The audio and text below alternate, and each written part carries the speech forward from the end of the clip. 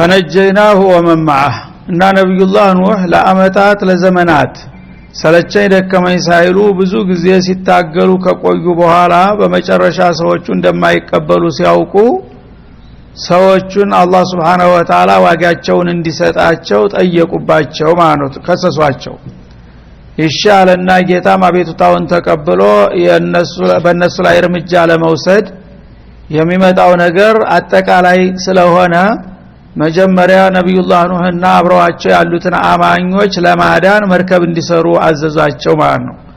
መርከብን ሰሩ አዘጋጁ። ከዛ በኋላ የኔ ተከታይ የሆናችሁ በዚህ መርከብ ላይ መሳፈር አለባችሁ የሚል አዋጅ አወጡ ማለት ነው። እና ከሰዎችም አልፈው በመድር ላይ ያሉ ነፍሳትና እንስሳቶችን ጠሯቸው ለዘር እንዲተርፉ። እዛ መርከብ ያልተሳፈረ በመድር ላይ ህይወት ያለው ነገር እንደማይኖር ተነገራቸውና ማለት ነው። ያኔ ይህን ጥሪ ሲያቀርቡ እንስሳትና ነፍሳት ተሽለው በየዱሩ በየተራራ ያሉ ተጥቅቅኑ አጥጫንና ተትል ጀምሮ እስከ መጨረሻው እስከ ዙህን ድረስ ያሉት ነፍሳቶች እየሮጡ መጡ። ሰዎቹ ያልሰሙትን ጥሪ እንስሳዎቹ ተሽለው አውሬዎቹ ማለት ነው። ሁሉም እያንዳንዱ አህሚል من كل زوجين اثنين ለዘር ወንድና ሴት እያደረግ ሁለት ጾታዎችን አሳፈር አላቸው። በዛ መሰረት እሳቸው ጋር የነበሩት ጥቂት ግለሰቦችንና የቤት እንስሳቶችን እንዲሁም ደግሞ የዱር አውሬዎችም ሳይቀሩ ሁሉም ተጫኑ ማለት ነው። ከዛ ያልተሳፈረ ሁሉም ነገር አልቆለታል። ወጃልናሁም ኸላኢፈ ከነብዩላህ ኑህ ጋር የተሳፈሩትን ወገኖች የዘር መተኪያ ያደረግናቸው ይላል አላህ Subhanahu Wa Ta'ala። ከዛ በኋላ በመድር ላይ ያለ ተንቀሳቃሽ ሁሉ ላተዘራል አልአርድ ብለውታልና እንዳለ ጠራርጎ ደብዛውን ተሳውን አጠፋ ማለት ነው። አሁን ተመርከቡ ላይ የተሳፈሩት እንግዲህ ጥቂት ሰዎችና ፍጥሮች እንደገና መሬት ላይ ወርደው ተባዝተው ነው አሁን ዓለምን ሞልተው የሚገኙት ማለት ነው። እና ኸላኢፈ ማለት የዛ የወደመው የጠፋው የህዝብ መተኪያ የዘር መተኪያ ሆኑ እነዚህ በመርከቡ ላይ የቀሩት ማለት ነው። ሌላውስ ወአረቅነ الذين كذبوا بآياتنا የአላህን መልእክተኛ ያስተባበሉትን ጥጋበኞችና ተቢተኞች ደግሞ የኛን አንቀጾችና ተአምሮች በማስተባበላቸው ሳቢያ በውሃ አሰጠምናቸው አጥለቀለቅናቸው ማዕበል እንዲበላቸው አደረግን ይላል። فانظر كيف كان عاقبة المنذرين የተስጠንቃቂዎች ያይሰሚዎቹ ተስጠንቃቂዎች መጨረሻ ምን እንደሆነ በትዝብት ተመልከት ይላል አላህ Subhanahu Wa Ta'ala። እነዚህ ሰዎች እንግዲህ ከማንኛውም ህዝብ በበለጠና በተሻለ መልኩ አላህ እድል ሰጥቷቸው ነበር።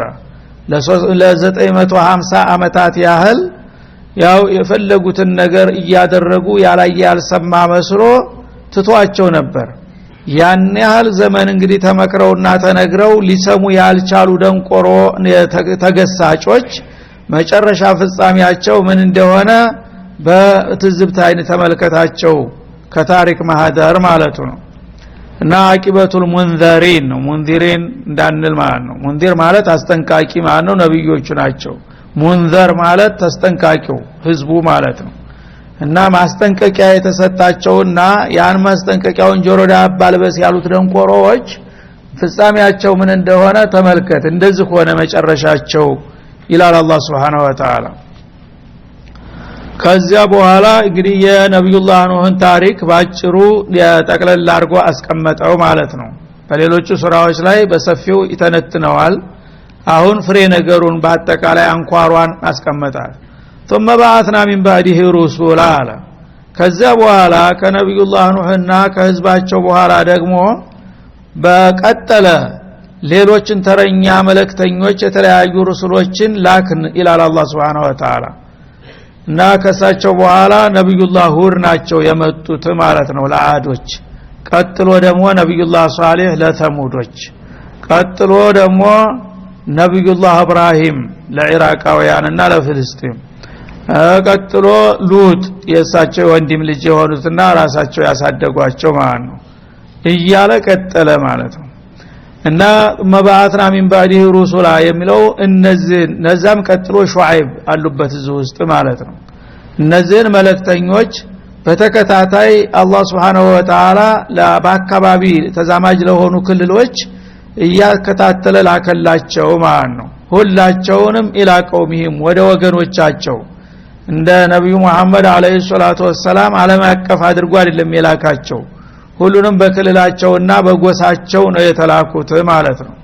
ፈጃኡሁም ቢልበይናት እነዚህ ሁሉ መልእክተኞች በየተራቸው በዘመናቸው ለነበሩት ህዝቦች ግልጽ የሆኑ ማስረጃዎችን ይዘውላቸው መጡ የአላህ መልእክተኛ መሆናቸውን የሚያረጋግጡበት ማለት ነው።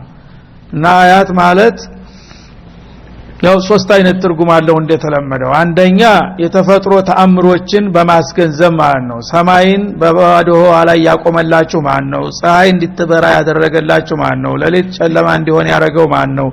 የሚለውን የተፈጥሮ ተአምሮችን የሚያስገነዝቡ አድርገን ላክንላቸው ማለት ነው። እንዲሁም ደግሞ ከጌታ የሚመጡ በወህይ የሚወርዱላቸውን መመሪያዎች የሚያነቡ የሚያቀርቡ ሆነው መጡ ማለት ነው። እንዲሁም ደግሞ ሙዕጂዛዎች አንተ ከኛ የተሻልክ ሰው አይደለህም እና አንተ ኢላ በሸሩ ሚስሉና ይሏቸው ስለነበረ አዎን በመሰረቱን የሰው ነኝ ሰውነቴን አልክድም ግን ከሰዎች መካከል አላህ የመረጠው የነብይነት ማዕረግ የተሰጠነኝ ለዛም ማረጋገጫ አንተ ልታረገው የማትችለውን ነገር ማድረግ ይችላልሁኝ እያሉ ለየት ያለ ሙዕጂዛ ተአምር በእጃቸው ይከሰትላቸው ነበር ማለት ነው። አበነ ሙሳ ዘንጋቸው እባብ ይሆንላቸው እንደነበረ እጃቸው እንደ ፀሐይ ይበራ እንደነበረ እነ ነብዩላህ ኢሳ ደግሞ ሙታንን ተመቃብር ጠርተው ያወጡ እንደነበረ የሁሉም የራሳቸው የሆነ ሙዕጂዛዎችን ሰጥቷቸዋል ማለት ነው። እና እነዛን ማረጋገጫዎችና ተአምሮች አሲዘን ላክንላቸው የተለያዩ መልእክተኞችን ይላል። ግን የሁሉ ተደርጎ ፈማ ካኑ ሊዩእሚኑ ቢማ ከዘቡ ቢሂ ሚን ቀብሉ እነዚህ የተረገሙ ህዝቦች ቀዳሚዎቹ ሲያስተባብሉት የነበረውን ነገር ይህንን ተአምር እያዩም እንኳን ሊያምኑና ሊቀበሉት አልቻሉም በማስተባበሉ ላይ ቀጠሉበት ማለት ነው። እንግዲህ መጀመሪያ ዝም ብሎ አንድ ሰው ያለ ማስረጃ እኔ ነብይ ነኝ ስላለ ሊጠራጠር ይችላል። አንተ ከማን በልጠህ ነው ብሎ ቢከራከር አያስገርምም ማለት ነው። ግን ሙዕጂዛ ካሳየ በኋላ እሱ ሊሰራው የማይችለውን ነገር እየሰራ ያየ እንዴት አድርጎ አቂል የሆነ ሰው ሊከራከር ይችላል። እነሱ ግን መጀመሪያ ያው ሙዕጂዛ ሳያሳያቸው በሰላማዊ ቃል እኔ የአላህ መልእክተኛ ነኝ ጌታ ወዳንተ ልኮኛል ስለዚህ የተለያዩ ጣዖታቶች የቅራቅንቦች አይጠቅሙህምና እነሱን ሁሉ ተውና ለአንድ ሰማይ ምድር ለፈጠረ ጌታ ብቻ እደር ለሱ እመን ብለው ሲጠይቃቸው ከየት መጣው አንተ ከማን በልጠህ ነው ጌታን እንዴት አገኘው ያሉ ያመናጭቋቸዋል ማለት ነው። ጌታን የኔ መረጠኝ ለመሆኑ ማስረጃ ሰጥቶኛል ምንድነው እሱ ይሄው ብሎ ያሳየዋል ማለት ነው። መጀመሪያ ዝም ብሎ ተራ ቃል ስለሆነ ዲዕዋ ስለሆነ ያ ነገር ሊሆንም ላይሆንም ይችላል። ምክንያቱም ቃል ሲባል ሁሉ ጊዜ ተሁለት አንዱ ነው የሚሆነው ወይ ውሸት ነው ወይ እውነት ነው። ስለዚህ ውሸታምም ይናገራል በጥሩ አንደበት እንዳውም እውነት አስመስሎ ሸክሮ የሚናገር ሞልቷል ማለት ነው። ግን ማንኛውም ዳዕዋ ማስረጃው ነው የሚመዝነው ማለት ነው።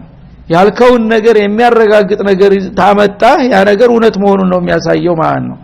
ግን ማስረጃው የታለ ስትለው ወገቤን ካለ አንተ ውሸታም ነህ የሚለው ይወሳኝ ይሆናል ማለት ነው። አሁን መጀመሪያ በቃል ሲነግሯቸው አስተባብለዋል እና ቃል ብቻ ሳይሆን ይሄ ነገር ያልኩት ነገር እውነት ለመሆኑ ይሄው ለማስረጃው ብሎ ያንን አያቱን ተአምሩን በሚያሳዩአቸው ጊዜ ግን መጀመሪያ በባዶ ቃል ያስተባበሉትን ነገር አሁን እንደገና ሊመለሱበት አልፈለጉም። ደራ ትቢት ያዛቸው ማለት ነው። የመጣው ይንታ ማስረጃን ብታቀርብም አልቀበልህም ብለው ቀጠሉበት ማለት ነው። እንግዲህ የመጀመሪያው አግባብ ያለው ተቀባይነት ያለው ተቃውሞ ነው። ምክንያቱም ነብይ ያልሆኑ ሰዎች አንዳንድ ጊዜ ውሸታሞችም እየተነሱ ነብይ ነን ይላሉ። ዝም ብሎ የተናገረውን ሁሉ መቀበል አትችልም ማለት ነው። ማስረጃ ካመጣ በኋላ ግን መቀበል ግዴታ ነው ማለት ነው። ለምን ያ ሰው ነብይ ባይሆን ኑሮ ሰው በተፈጥሮ ተራ ሰው ሊያደርገው የማይችለውን ነገር ከየት አመጣው? አላህ Subhanahu Wa Ta'ala ያን ነገር የሰጠው መሆኑን ያረጋግጣል። ትቢተኞች ግን መጀመሪያ እንደ ተራ ነገር ጓደኛ አድርገው ያዋቸውና ነብዮችን ያስተባብሏቸዋል። ግን ኋላ ማረጋገጫ ተአምር በሚያመጡ ጊዜ ግን የሚያመጡትንም ማስረጃ ዋጋ ቢስ አድርገው ሌላ ስም ይሰጡታል። ሲህር ነው ይሉታል። ካህና ነው ሽዕር ነው ይሉና በዛው በድርቅናቸው ይቀጥሉበታል ማለት ነው። ስለዚህ ፈማካኑ ሊዩሚኑ ቢማ ከዘቡ ቢሂ ሚን ቀብሉ መጀመሪያ ሲያስተባብሉት የነበረውን ነገር በመረጃ ሲደገፍም አቋም መቀየር ሲገባቸው በዛው በጀመሩት ማስተባበላቸው ቀጠሉበት ማለት ነው። ለምን? ልባቸው ስለታሸገ አላህ እውነት መሆኑን እያወቁ ሲያስተባብሉ ተጣላቸውና ጦባ አላሁ አላ ቁሉቢሂም እንዳለው ልባቸውን ዘጋባቸው ማለት ነው።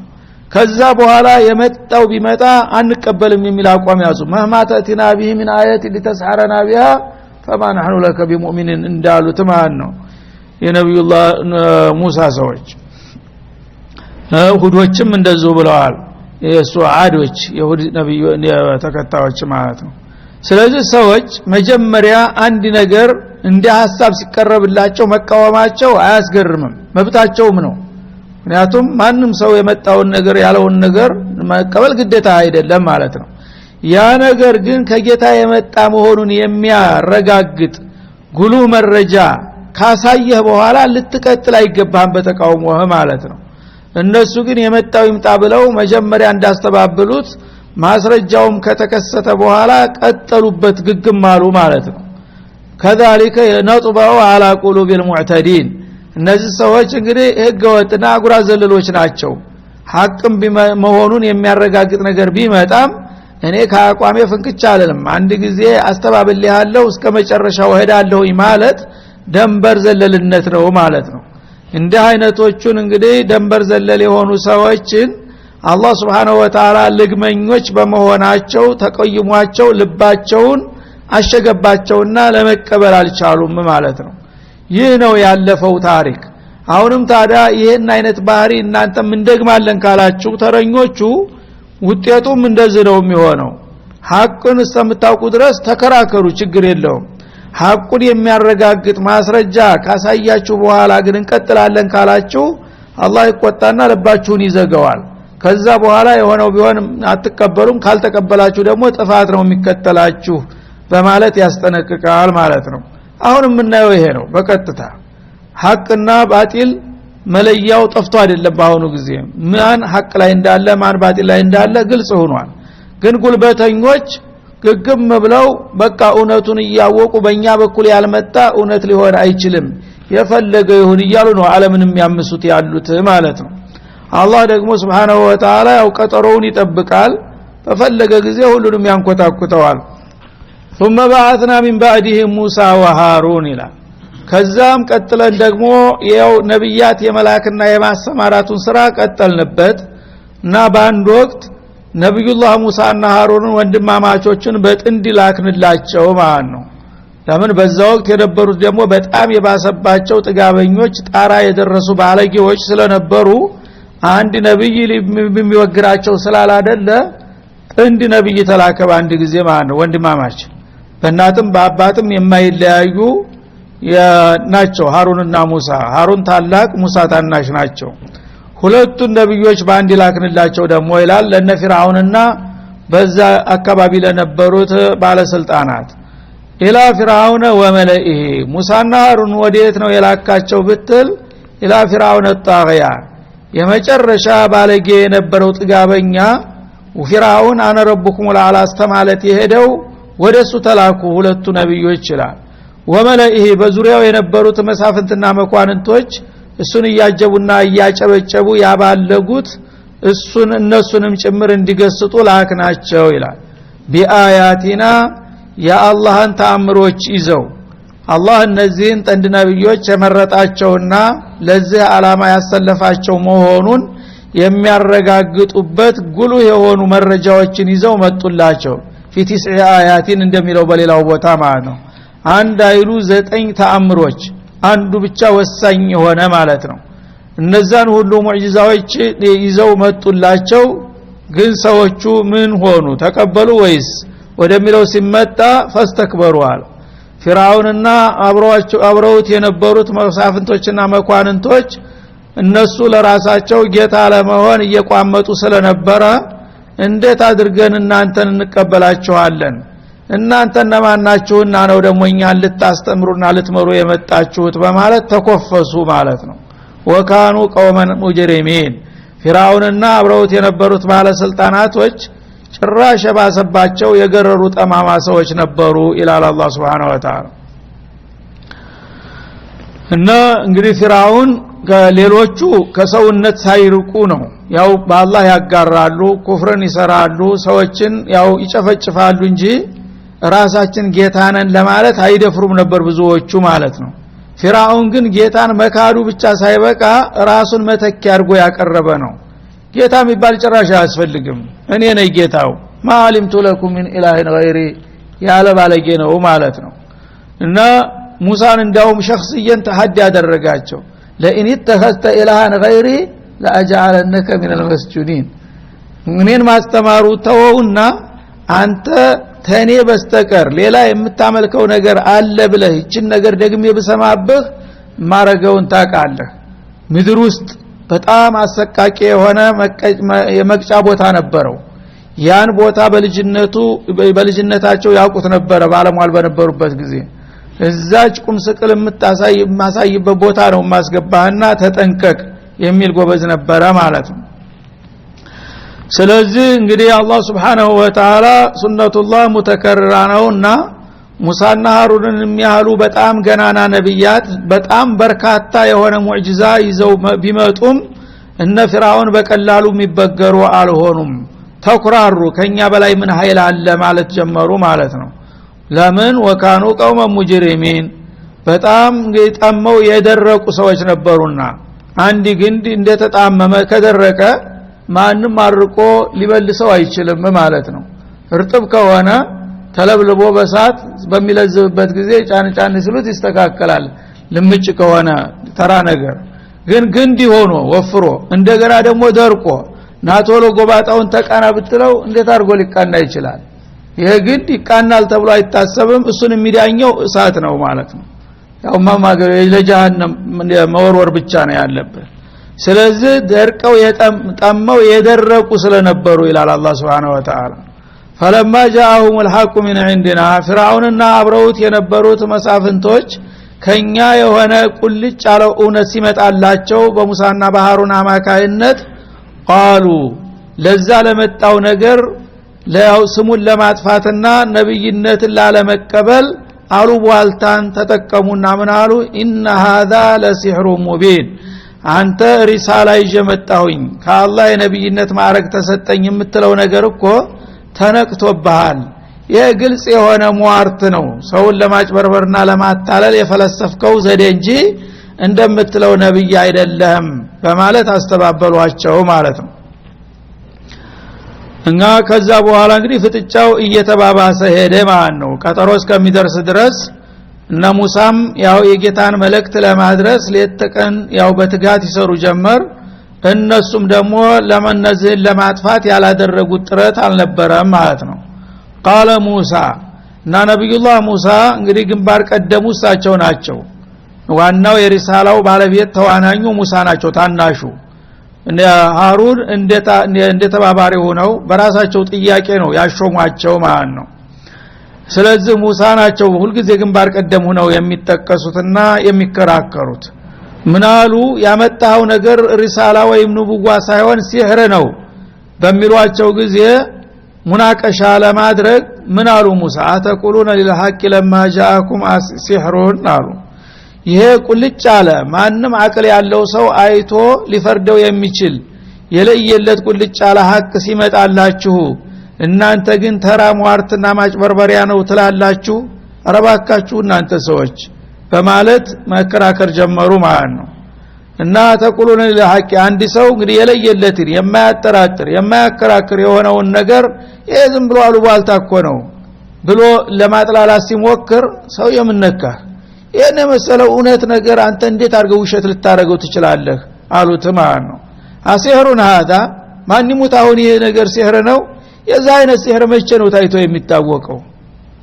ሲህርን ያው እኛም እናውቃለን ዝም ብሎ ወዘኔዎች የተለያየ ዘዴዎችን ይተበትቡና ሌላው ተራው ሰው በማያውቀው ዘዴ ከሰይጣን ጋራ በመመሳጠር የተወሰነ ነገር ነው ሊያታልሉ ሊያመጡ የሚችሉት። ይሄ ግን ዓለም የሚያውቀውና የሚያደንቀው የሆነ ነገር ነው እንዴት አድርገህ ይህን ሲህር ትለዋለህ አሉት አሲሩን هذا እውነት ይሄ አሁን ሲህር ነው ከልብህ ነው ይሄንን የምትለው ወይስ ብለህ ሰውን ለማጭበርበር ነው እንዲህ የምትለኝ አሉት ወላ ይፍሊሁ الساحرون ሲህር ቢሆንም ማኑሮ እኔ እንደማይቀናኝ አውቃለሁኝ ምክንያቱም ሳሂሮች ጸረ ህዝቦች ናቸው ሁሉ ጊዜ ውሸትን የሚያራምዱ አጣላዎችና አጭበርባሪዎች ስለሆኑ ይሄን ነገር ሲህር ቢሆን ኑሮ እኔ ይዤ ደፍሬም ባላመጣሁት ነበር ለምን ሳሂሮች ለአንድ ሰሞን ሰዎችን ሊያታልሉ ይችላሉ በመጨረሻ ግን ተዋርደው ይወድቃሉ አይቀናቸውም ይሄን ነገር ስለማቅ አላደርገውም የማ ቢሆን ኑሮ መጀመሪያውንስ መች ይዤ መጣ ነበር አሉ ማለት ነው ያኔ ነፍራውንም እንግዲህ አይናቸውን በጨዋጥበው በድርቅና በክርክሩን በመቀጠል ምን አሉ ቃሉ አጅተና ሊተልፊተና አማ ወጀድና አንተ ለመሆኑ አሁን ይሄንን ሲህርን ተብትበህ ያመጣኸው ቀደም ያባቶቻችን ያቆዩልንን እምነታችንን ልትነጥቀን ነው ከነበረው እምነታችን ልታፈናቅለን ነው የመጣብን አይደል አሏቸው ማለት ነው እና እንግዲህ ያንኑ ፊራውንን ጌታ ነው የሚለው ፍልስፍና እንደ ሃይማኖት ተደርጎ ማለት ነው ያን ነገር ያችን ወይذهب بطريقتكم المثلى ይላል ሱረቱ ጣሃ ላይ መርጥ የሆነችውን አቻ የሌላትን ሃይማኖታችሁን ሊነጥቋችሁ መጡ እነዚህ መልቲዎች አሉ ምርጥ የሆነችው ሃይማኖት ተውሂድ ምንድናት ፊራውን ጌታ ነው ብሎ አምለክ ለሱ ማጎብደድ ማለት ነው አለ ዶላል እንደዚህ ነው እንግዲህ የዘቀጠውን አሳፋሪውን ነገር ወርቅ አስመስሎ ያቀርብልሃል ማለት ነው ምርጧን ሃይማኖት አለ ምርጧ ሃይማኖት ፊራውን ጌታ ነው ተብሎ መጨብጨብ ነው እና አሁንም እነዚህ ጅሎች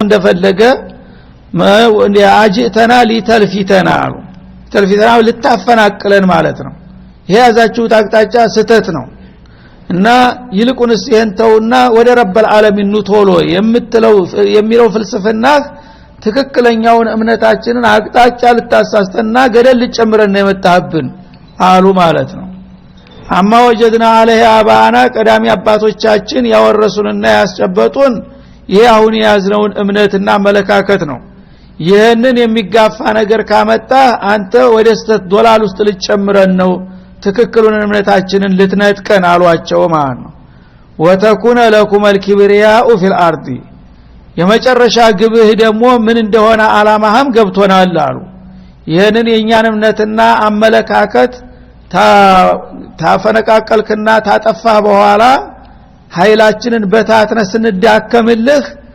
በዚች ሀገር ላይ የበላይነት ስልጣንን ለመቆናጠጥ እንዳሰብክ ይሰማናል አሉ ሱብሃንአላህ አልሙልክ ማለት ነው አልኪብሪያ ማለት ዘላይ እናንተ እኛ ይሄንን ስልጣናችንን እንግዲህ ፊራውን በእውነቱ ወደር የሌለው ኃያል ንጉስ ነበር በዛ ዘመን ማለት ነው ያ የነበረው ኃይሉ በጣም እንግዲህ ስላደገ ነው ጌታ ነኝ ማለት የሄደው ስለዚህ አሁን እናንተ ይሄንን ትልቅ የሆነ ኃይላችንን ስልጣናችንን ልትነጥቁን ነው ነብይ ነኝ በሚል ፍልስፍና መጣችሁ በሲህር አወናብዳችሁ ህዝባችንን ተበታተናችሁና ኃይላችንን ታሞሸሻችሁ በኋላ ስልጣኑን ልትወርሱ ያደባችሁ እንደሆነ ገብቶናል ተነቅቶባችኋል ተባሉ ማለት ነው እነ ሙሳ አላሁ المستعان في الارض ማለት የአርድ ሚስራ ማለት ነው በዚች ሀገር ላይ ያለውን የመንበረ ስልጣን ለመቆጣጠር የምታደርጉት ጥረት ነው አሉ በመሆኑ ወማናህሉ ለኩማ ቢሙሚኒን እኛ ጅሎች አይደለንምና እናንተ በመታመጡት አሉ በኋልታ የምናምን አይደለንም ጅላችሁን ፈልጉ አውቀንባችኋል አሏቸው ማለት ነው ስለዚህ ለብዙሃኑ ላልተማረው ለፈዘዘው ሰው እውነተኛ መስለው ነው በሰላ እንደበታቸው የሚከራከሩት ማለት ነው እና ሙሳ ግን ሁለት ግለሰብ ናቸው አገሬው ባለስልጣናቱ በሙሉ እንግዲህ በየመድረኩ በየክፍለ ሀገሩ የሚያናፋው ይሄ ነው ማለት ነው እነዚህ ጸረ ህዝቦች ናቸው እንዳትሰሟቸው እንዳትቀበሏቸው ሀገራችንን አደጋ ላይ ለመጣል ነው ጸጥታችንን ለማደፍረስ ነው ይላል ማለት ነው ያው ያለ ነገር ነው ትናንት የሚባለው አሁንም የሚዘፈነው ነፍስ ሸይ ወማ ነህኑ ለኩማ ቢሙእሚኒን ስለዚህ እናንተ የፈለጋችሁትን ያህል እንኳን ነብይነን ይያላችሁ ብትዘምሩ እኛ የምናምንላችሁ ሞኞች አይደለንም ሞኛችሁን ፈልጉ ተብሎ ቆርጣስ እንግዲህ ተስፋ አስቆራጭ ሆነ መልስ ተሰጣቸው ማለት ነው ያኔ ጎበዙም እንግዲህ ተከታዮቹ ይሄንን መግለጫ በሚሰጡ ጊዜ ልብ ተሰማውና ለአንዴና ለመጨረሻ ጊዜ እንዳውም እነዚህ ሰዎች መጥፋት አለባቸው ለማለት እሱ ደግሞ ንጉሳዊ ውሳኔ ቃሉን ሊሰጥ ነው። ምን አለ? ቃለ ፍርዓውን እቱኒ ቢኩል ሳሂሪን ዓሊም አለ። እነዚህ ርካሾች ውዳቂዎች ጋራኛ የወረዳ ወርደን እነሱ ጋር መጨቃጨቅ ራሱ አያስፈልግም አለ። ስለዚህ ውሻውን በውሻ ሳጣው መድረሻ እንደሚባለው የነሱ አይነት ጠንቋይ ግሳንግስ በየጓዳው የሚያጭበረብሩ ቦዘኔዎች አሉ አይደለም? እነሱን ፈልጋቸው አንጡና እነሱ ጋር አይፋለሙ። እኛ ስንት ስራ ያለብን ሰዎች እንደገና እነዚህ ርካሾች ጋር መጨቃጨቅ ጊዜ ማባከን ነው አለ ማለት ነው። ሱብሃንአላህ የአላህን ረሱሎች እንግዲህ እንዴት ያንከላክሏቸውና ያው እንትን ይሏቸው እንደነበረ ማለት ነው። ቱኒ ቢኩል ሳሂሪን ዓሊም እነዚህ ሰዎች የፈለገውን ያህል ቢሉ ከሳሂርነት አያልፉም። ሳሂር ከሆነ ደግሞ ለሳሂራቸው ሳሂር ነው። ስለዚህ በየጓዳ ያለውን ድርቶ የሚጎተተውን አጭበርባሪ ጠንቋይ አምጣለትና ከሱ ጋር አይጨቃጨቅ፣ እነዛ ትንሽ ፍርፋሪ ነው ረጉርላቸዋል